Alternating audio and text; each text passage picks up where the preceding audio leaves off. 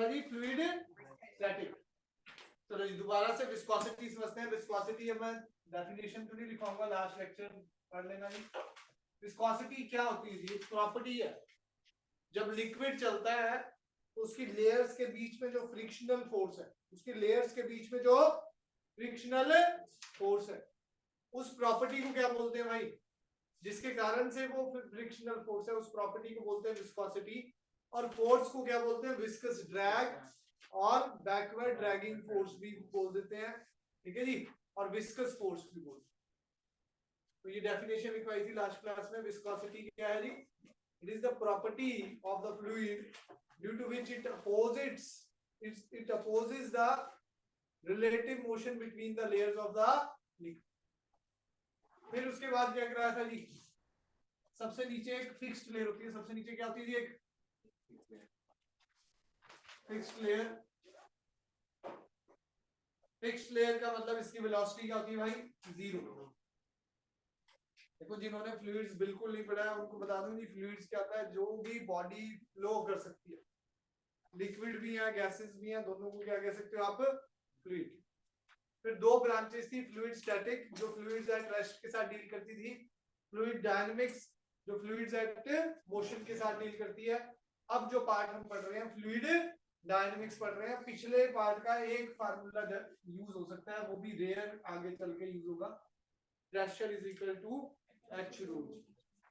मतलब अब अगले पार्ट में कोई लेना देना नहीं है पीछे का। अगर अभी से भी समझोगे विस्कोसिटी से भी तो ये चैप्टर चल पड़ेगा, आधा रह जाएगा।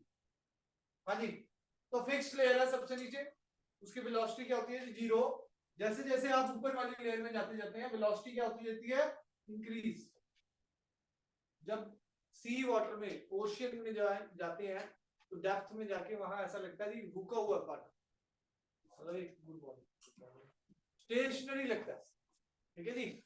पर वहां प्रेशर सबसे ज्यादा होता है। प्रेशर जितनी डेप्थ में जाते जाओगे उतना प्रेशर बढ़ता जाएगा। बताया गया pressure is directly proportional to depth. Pressure is directly proportional to depth. समझ आ गया जी? तो वैसे ही लेयर्स में है लिक्विड, जैसे जैसे ऊपर की तरफ लेयर में जाते जाओगे वेलोसिटी बढ़ती जाएगी। टॉप मोस्ट लेयर की वेलोसिटी क्या रहेगी जी? मैक्सिमम। टॉप मोस्ट लेयर की वेलोसिटी क्या रहेगी जी? मैक्सिमम। समझ आया जी? कोई डाउट इसमें? लास्ट क्लास में कराया था ये, फिर डेरिवेशन थी छोटी सी। ये पेज नंबर 10.21 पे है सारा कुछ, ये सब कुछ नोट करना हो तो।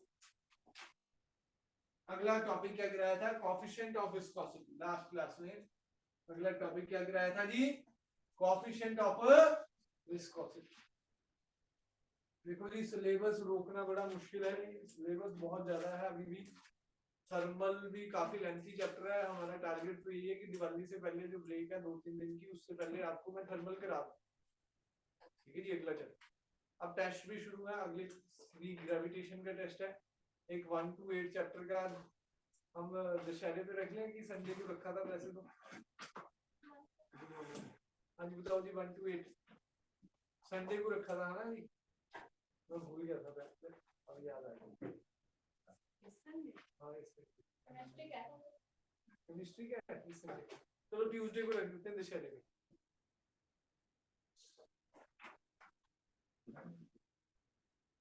सैटरडे को देना है अगले सैटरडे। आप तो दो जी, अंकिता जी एंड अश्विनी जी आपका तो पेपर है। 1 to 8 चैप्टर का टेस्ट दे दो आप कुछ तैयारी करके। हाँ संडे को ये दे दें।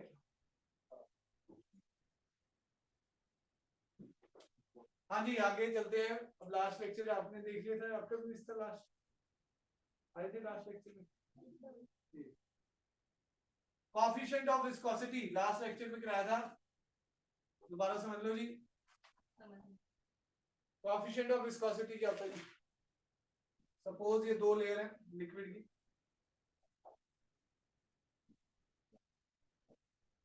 ये फिक्स्ड सरफेस है, पहली लेयर का डिस्टेंस है x, दूसरी लेयर और पहली लेयर में डिफरेंस कितना है जी? dx। ये p लेयर है, ये q लेयर है। इसकी वेलोसिटी है v और इसकी थोड़ी सी ज्यादा होगी। मैंने आपको बताया ऊपर जैसे जैसे आप ऊपर की तरफ जाएंगे वेलोसिटी बढ़ेगी, जैसे जैसे आप ऊपर की तरफ जाएंगे तो वेलोसिटी क्या होगी जी, इंक्रीज होगी। ठीक है जी।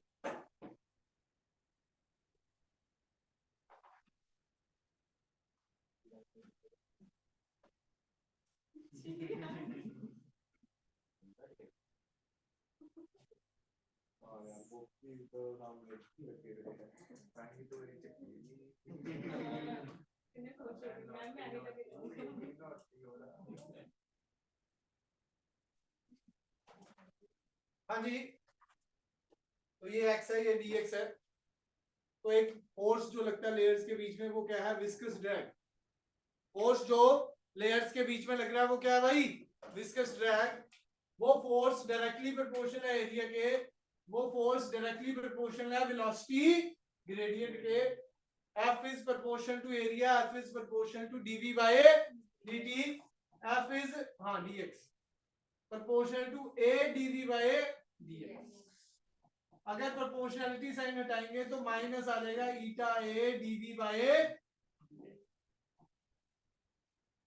what is eta? Eta is coefficient of viscosity।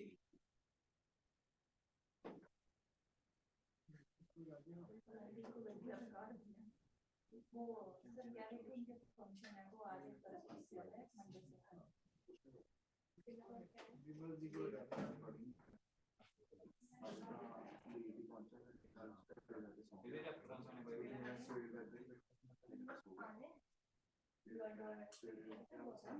बस दो चैप्टर आने हैं अरे इसमें बड़ा क्या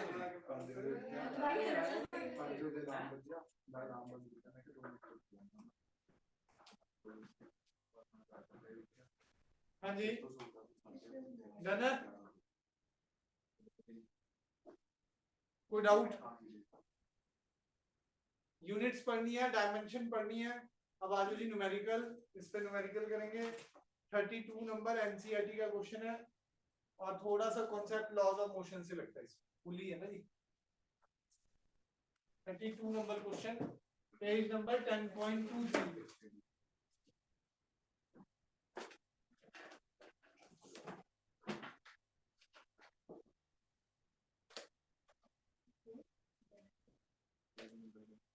क्वेश्चन नंबर 32 पेज नंबर 10.23 पे।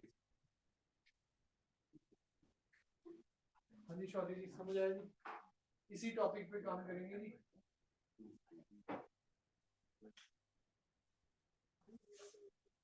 A metal plate of area, a metal plate of area एक मेटल प्लेट है जिसका एरिया कितना दिया हुआ भाई, सब जल्दी 0.10 मीटर स्क्वायर। ठीक है जी। आगे कह रहा है is connected to a 0.01 kg mass. ठीक है जी। Why a string that passes over a ideal pulley, ideal pulley का मतलब जिसका मास नहीं है कोई, massless frictionless, as shown in the figure, a liquid film of thickness, यहाँ नीचे क्या है जी, लिक्विड फिल्म है जिसकी थिकनेस क्या है जी 0.3 mm is placed between the plates and the table, is placed between the plates and the table. When released the plate moves to the right with constant speed। मतलब अगर इसको release करें तो plate right की तरफ जा रही है, राइट की तरफ कांस्टेंट स्पीड से जा रही है, कितनी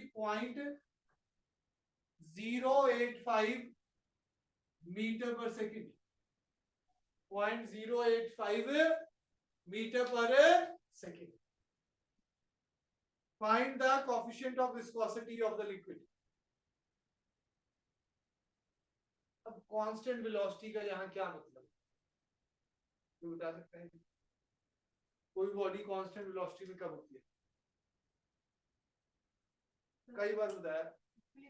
हाँ इक्विलिब्रियम। कॉन्सेप्ट पता है बस प्रैक्टिस चाहिए, बस आपको कई बार बोला है। हाँ जी, बॉडी क्या है जी, इक्विलिब्रियम में कांस्टेंट वेलोसिटी पे हो या रेस्ट पे हो तो एक्सेलरेशन जीरो और फोर्स भी जीरो, और इक्विलिब्रियम पे मतलब यहाँ जो टेंशन है वो यहाँ जो विस्कस फोर्स है वो आपस में क्या है भाई, इक्वल, अभी जीरो हो सकता है ना, मतलब फोर्स कम जीरो होगा, जितना फोर्स आगे लग रहा है उतना ही फोर्स पीछे लगेगा। अब यहाँ फ्लूइड डाला है तो इसके में क्या होगा, विस्कस फोर्स, वैसे तो फ्रिक्शन नहीं है पर फ्लूइड के कारण से क्या है जी, विस्कस फोर्स। तो भाई विस्कस फोर्स की वैल्यू पहले तो टी टेंशन निकाल लेंगे, टेंशन किसके बराबर होगा, mg, T is equal to 0.01 into g 9.8 दिया हुआ है, कुछ दिया नहीं हुआ, जो मर्जी ले सकते हो वैसे, ये ले लिया जी 9.8 इंटू 10 की पावर -2 न्यूटन। यही फोर्स किसके बराबर है भाई, विस्कस फोर्स। विस्कस फोर्स क्या है, ईटा ए dv बाय dx किसके बराबर आ गया, 9.8 इंटू 10 की पावर -2। हमें निकालना क्या है भाई, ईटा, बस ईटा क्या आ जाएगा 9.8 इंटू 10 की पावर -2, dx की वैल्यू कितनी है 0.3 इंटू 10 की पावर -3, और क्या है जी एरिया 0.10 मीटर में ही है वो तो, और वेलोसिटी 0.08। सॉल्व कर लेंगे जी, आंसर है। देखने में लगता है भाई पुरली लगी हुई है, पता नहीं क्या होगा, कुछ सिंपल सा क्वेश्चन है, ठीक है जी, डायरेक्ट फार्मूला बेस्ड क्वेश्चन।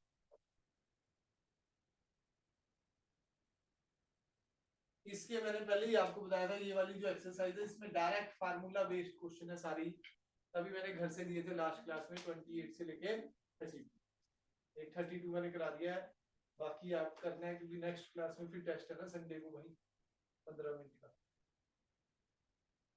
अब भाई वो रूल लागू है, हर क्लास का टेस्ट है, बस चाहे मैं बोल लूं ना बोलूं, वो अगली क्लास में आपसे मैं लिखवा के ही देखूंगा।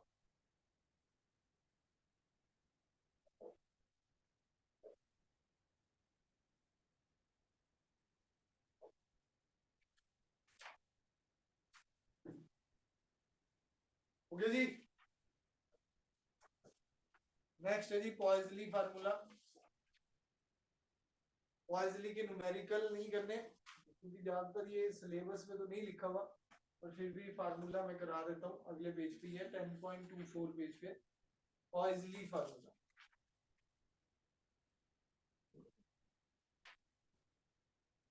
पॉइजली के बाद स्टोक्स लॉ है और टर्मिनल वेलोसिटी, आज वो ही कराने हैं बस, फिर संडे को टर्मिनल वेलोसिटी के न्यूमेरिकल, बाकी छोटी छोटी डेफिनेशनें होंगी। ईटा की यूनिट पॉइज, डेका पॉइज है एसआई में, और पॉइजली भी बोलते हैं, स्पेलिंग देख लेना भाई, पॉइजली ही। अब पीछे इसका शॉर्ट फॉर्म तो नहीं लिखा हुआ पॉइजली का कोई,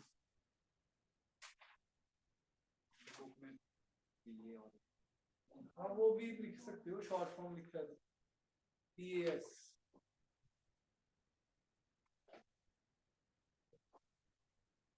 पास्कल इनटू टाइम भी होगा ना, ऐसे लिखा हुआ। इसकी डायमेंशन होती है ना ईटा की m1 l-1 t-1, तो इसका मतलब क्या हो गया, pressure into time, pressure into time की यूनिट भी पास्कल इनटू सेकंड भी लिखने को आप पॉइजली भी लिख सकते हो, डेका पॉइज भी ऐसा ही यूनिट, डेका पॉइज भी ऐसा ही यूनिट। आओ जी पॉइजली फार्मूला,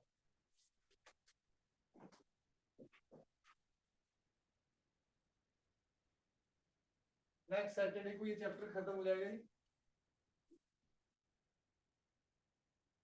ट्यूसडे को फिर छोटा टेस्ट है जी ग्रेविटेशन का, ठीक है जी।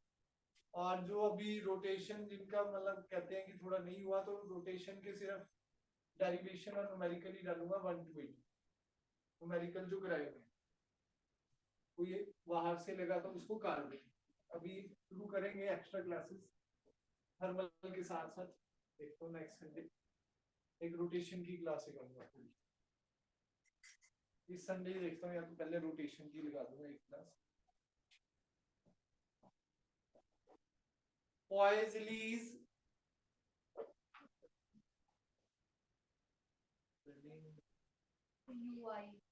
UILLES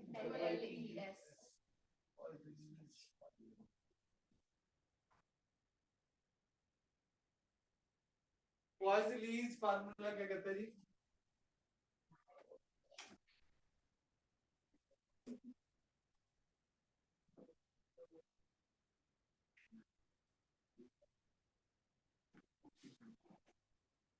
Poiseuille फार्मूला क्या है जी?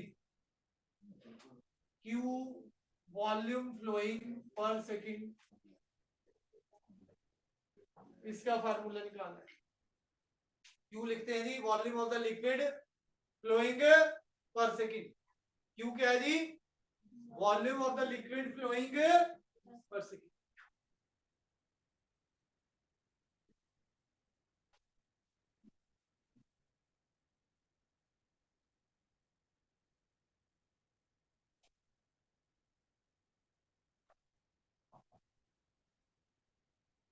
अब ये जो Q है वो डायरेक्टली प्रोपोर्शनल रहेगा रेडियस पे। ये आप वैसे जो डायमेंशन में थर्ड एप्लीकेशन याद है सभी को कि F is directly proportional to m की power a, V is directly proportional to power b और R is के वैसे प्रोपोर्शनलिटी वाले से प्रूव। लिखो जी फिर इसको। According to Poiseuille formula, volume of the liquid flowing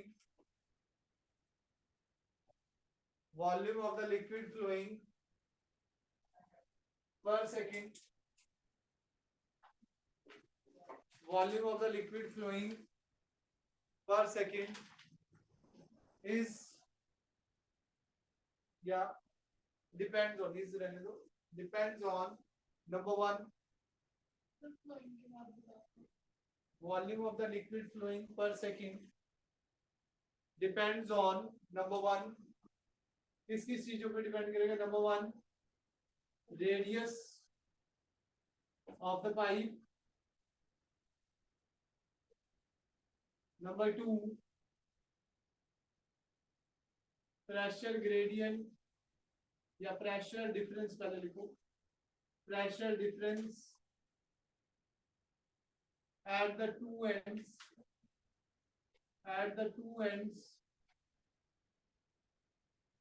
number three,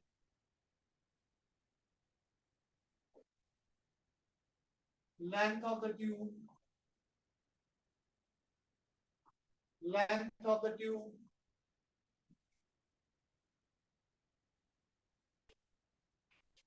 number four, coefficient of viscosity,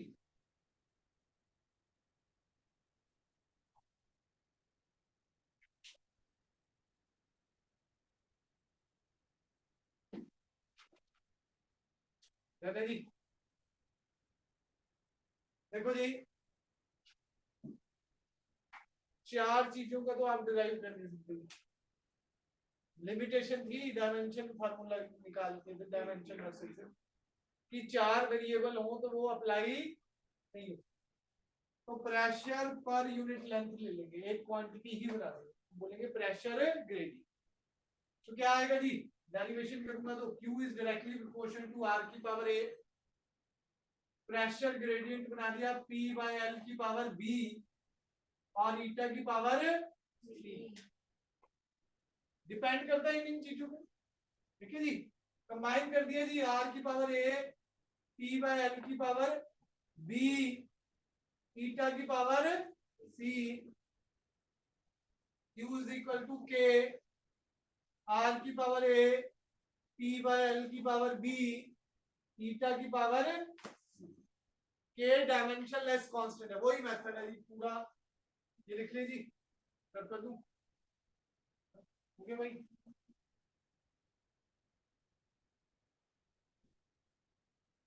अब Q की डायमेंशन क्या है जी? Volume flowing per unit time है, तो M0 L3 volume T minus 1, ठीक है जी। अब आ जाओ जी, K तो कांस्टेंट है, डायमेंशनलेस कांस्टेंट है। K क्या है भाई? डायमेंशनलेस कांस्टेंट है। R क्या है जी? L1 power A, pressure per unit length M1, L minus 1 तो पहले ही होता था, L माइनस 2 हो जाएगा, P माइनस 2 की power B।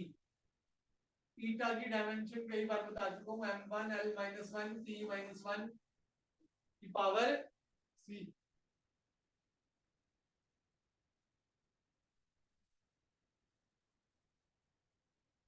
M0 L3 T minus 1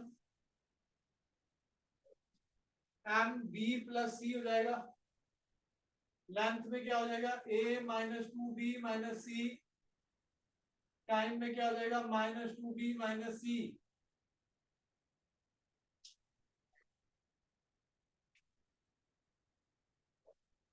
compare करेंगे तो B प्लस C क्या आ जाएगा? 0। A minus 2B minus C is equal to 3 minus 2B minus C is equal to minus 1। Minus से minus cancel हो गया। ये equation क्या बन गई जी? 2B plus C is equal to 1। दोनों को कंपेयर कर दो, 2B plus C is equal to 1। Minus ले लो जी, ये कट गया, माइनस लूंगा तो ये कटिंग हो जाएगी। ये क्या आ गया जी? माइनस B माइनस 1, माइनस से माइनस कट गया, B इज इक्वल टू 1 आ गया, B 1 आ गया, 1 plus C is equal to 0। तो C क्या आ गया जी? माइनस 1।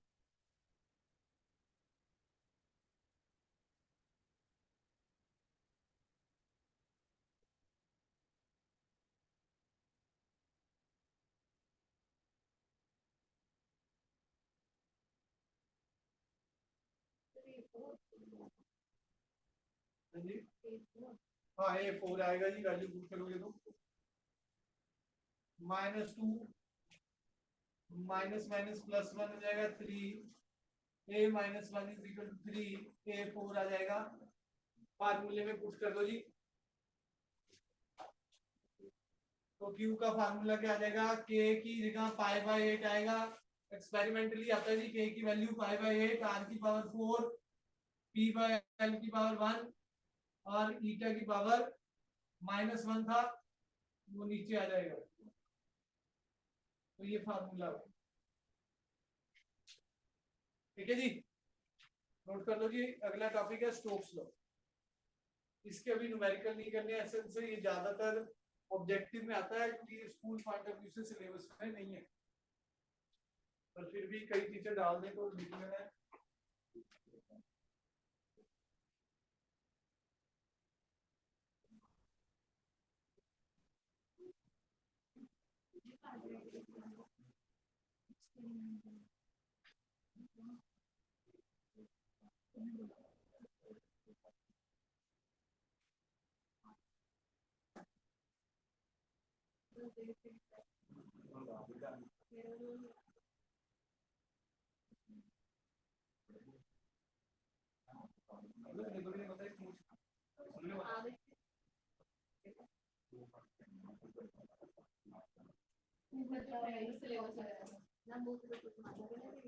हाँ जी लिखो जी स्टोक्स लॉ।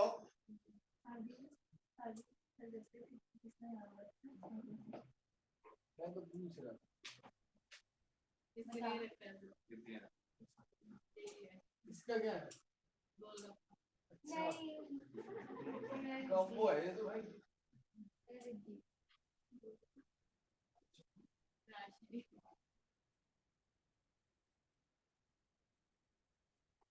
हाँ जी अगला टॉपिक है जी स्टोक्स लॉ।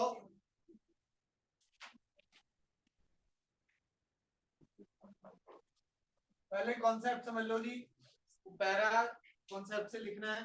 ये डेरिवेशन घर से करनी है, इसमें भी वही फार्मूला डेरिवेशन वाला वही लगता है जो डायमेंशंस में हमने पढ़ा। ठीक है जी, समझा रहा हूँ कॉन्सेप्ट पे ध्यान देना। सपोज एक कंटेनर है,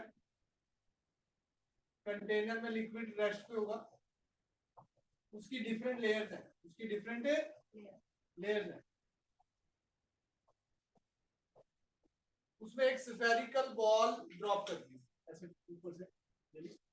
ऊपर से गिरेंगे तो भाई क्या लगेगा, फ्री फॉल है एक तरह से, mg वेट तो लग ही रहा है उसका, नीचे की तरफ जाएगी बॉल। जैसे ही वो लेयर को टच करेगी, जिन लेयर के टच में आ गई वो तो मोशन में आ गई, जब बॉल आई है तो वो लेयर को डिस्टर्ब करेगी भाई। ये लेयर मोशन में आ चुकी है और नीचे वाली लेयर्स क्या है जी, तो उनके बीच में एक रिलेटिव मोशन है, फ्रिक्शन आएगा, वो विस्कस ड्रैग करेंगे। ये लेयर मोशन में आ चुकी है और ये लेयर रेस्ट पे है, और इनके बीच में आपस में दोनों लेयर जो एक रेस्ट पे हैं और जो मोशन में है, उनके बीच में एक रिलेटिव मोशन क्रिएट हुआ। उस रिलेटिव मोशन से एक जो फोर्स क्रिएट हुआ उसको क्या बोलते हैं भाई, विस्कस ड्रैग। उसको क्या बोलते हैं जी, विस्कस ड्रैग। और वो जो विस्कस ड्रैग है वो स्टोक्स लॉ ने बताया, वो किस किस चीजों पे डिपेंड करता है, आर रेडियस पे of the spherical ball, theta पे, और इसकी वेलोसिटी। वो फोर्स किस किस चीजों पे डिपेंड करता है जी, आर रेडियस पे, थीटा पे और वेलोसिटी। तो मेथड क्या होगी, F is directly proportional to r की पावर a, थीटा की पावर b, वेलोसिटी की पावर c। फिर आपने वो डायमेंशन मेथड से उसको प्रूव कर, और जो स्टोक्स लॉ से फार्मूला आता है 6 पाई ईटा आर वी, क्या करेंगे जी प्रूव करने के लिए, force is directly proportional to r की power a, directly proportional to eta की power b, directly proportional to velocity की पावर c। कंबाइन कर देंगे तो क्या होगा जी, F is directly proportional to r की पावर a, ईटा की पावर b, वेलोसिटी की power c। F is equal to k, r की पावर a, ईटा की पावर b, वेलोसिटी की पावर c। आगे डिराइव आप a b c की value 1 आनी, ठीक है जी। डेफिनेशन लिखनी है, एक पैरा बना हुआ है इस पे थ्योरी, वो लिखनी है, पेज छोड़ दो एक पूरा, आराम से घर से करना, ठीक है जी। डेफिनेशन तो वही है, लिखो जो अगर लिखना चाहते हो, according to Stokes law, according to Stokes law the viscous force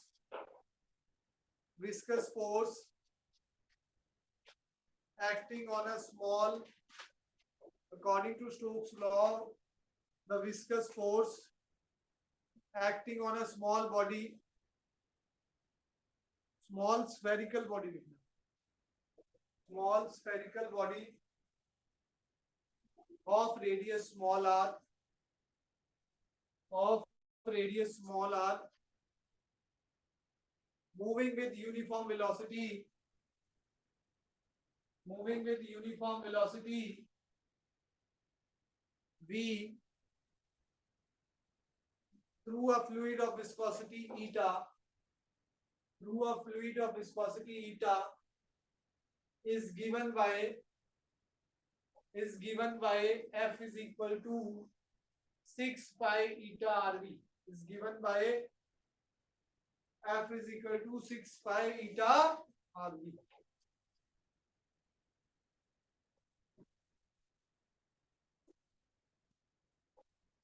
last topic थी आज का, टर्मिनल वेलोसिटी, इसी पे बेस्ड है जी, यही कॉन्सेप्ट है। थोड़ा लाइट नहीं है, लैपटॉप की बैटरी ना चली जाए तो थोड़ा लिखवा दीजिए, ये घर के लिए दे दिया, ठीक है जी। 2 बजे आएगी लाइट, अगर आप जाके वापस 3 बजे टेस्ट लेने चाहो तो दे सकते हैं, जो दूर रहते हैं वो अपना दे लो। 11th वालों को तो वैसे 12 बजे ही रखा हुआ टाइम, 12 से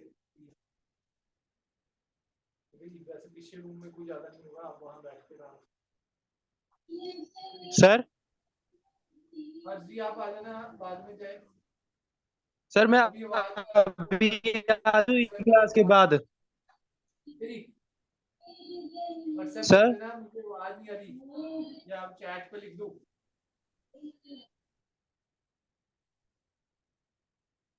हाँ जी, नेक्स्ट आओ जी, टर्मिनल वेलोसिटी, आज का लास्ट टॉपिक।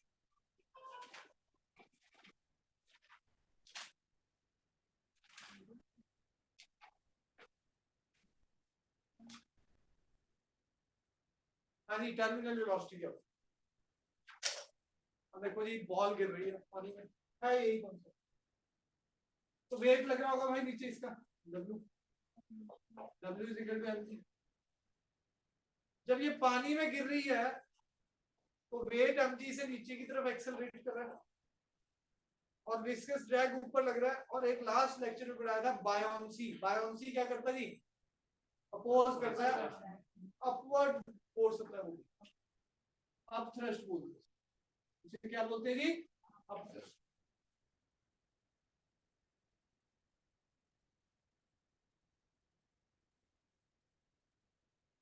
ठीक है जी, हर जी आ जाना क्लास के बाद ही। हाँ जी, तो स्टार्टिंग में क्या होता है, W ज्यादा होता है as compare to F plus U। Body ना एक्सेलरेट करती है। बॉडी क्या करती है भाई? एक स्टेज आएगी जब W किसके बराबर हो जाएगा? F plus. देखो क्यों भाई, वेलोसिटी बढ़ाओगे तो F बढ़ेगा भाई, एक्सेलरेशन हो रही है, एक्सेलरेशन हो रही है तो V बढ़ रहा है, V बढ़ेगा तो F बढ़ेगा। एक स्टेज आ जाएगी, U तो कांस्टेंट रहेगा पर F बढ़ रहा है, ठीक है जी। एक स्टेज आ जाएगी, W किसके बराबर आ जाएगा? F प्लस U, और उस कंडीशन पे वेलोसिटी मैक्सिमम हो जाएगी बॉल की और कांस्टेंट हो जाएगी। वो जो मैक्सिमम कांस्टेंट वेलोसिटी है that is called terminal velocity. Concept समझे जी? बॉल जा रही है पानी के अंदर, एक तो पहला तो वो विस्कस ड्रैग आ गया, वो तो स्टोक्स लॉ से आया, समझा दिया था। फिर अब थ्रस्ट क्या होता है? Wait of the liquid displace, wait of the liquid displace. अब देखो जी, पानी में ये डाल दो तो पानी में इस वॉल्यूम की जगह पानी ने हटा दी ना अपना, कितना लिक्विड डिस्प्लेस हुआ? इसका volume, density of the liquid. पानी में अगर ये जाएगा तो जगह बनाएगा ना अपनी, तो पानी साइड होगा।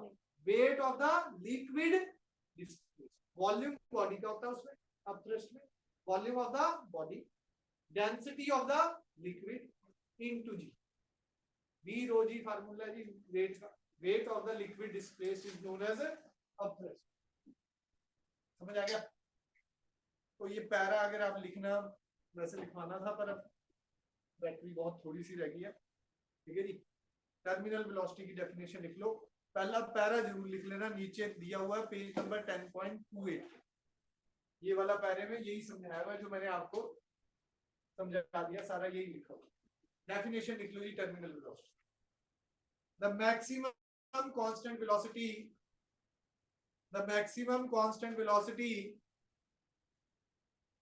acquired by the body, maximum constant velocity acquired by the body while falling through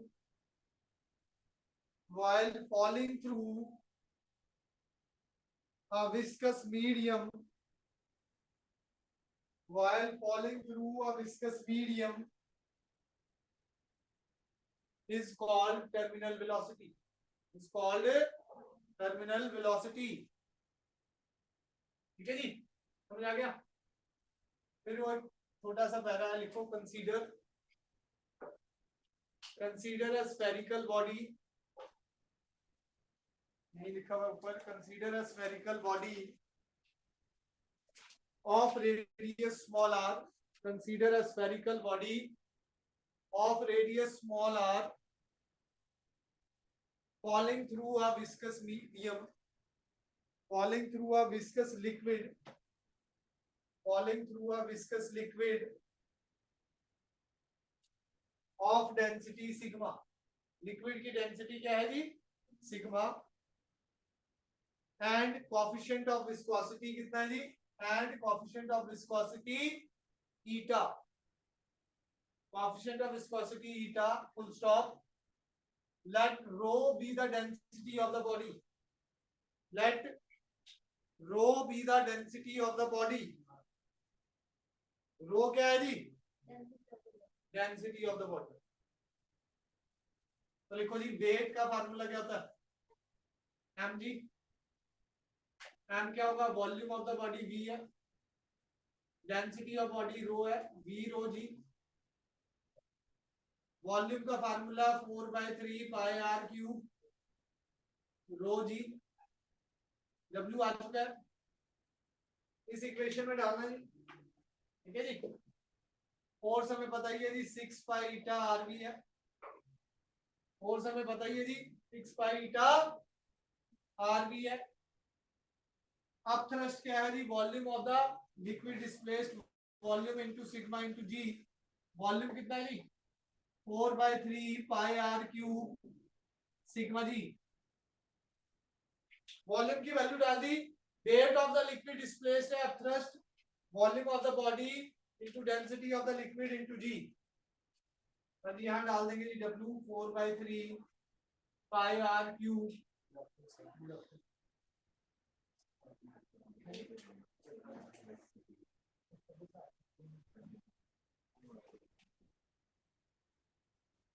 row g F की value 6 pi eta R V plus 4/3 pi R cube sigma जी. पाई से पाई कैंसिल हो गया जी. एक आर से एक are cancel हो गया. 2 से 2 कैंसिल हो गया. 2/3 आर स्क्वायर कॉमन ले लो. Rho minus sigma into g, इसको उधर लेके आऊंगा तो 3 ईटा वी बचा. वी की वैल्यू निकालनी है, terminal velocity 2/9 eta R square rho minus sigma into g. ये आपका टर्मिनल वेलोसिटी आ गया जी. यहां तक आपने करके लाना है. टर्मिनल वेलोसिटी के न्यूमेरिकल में कराऊंगा. टेस्ट में विस्कोसिटी भी आएगा पिछले लेक्चर का, और न्यूमेरिकल कराए थे एब्सोल्यूट प्रेशर, गॉस प्रेशर के. ठीक है जी. लास्ट लेक्चर और आज वाला लेक्चर कंबाइन करिएगा संडे को लेक्चर. हाँ मतलब संडे कल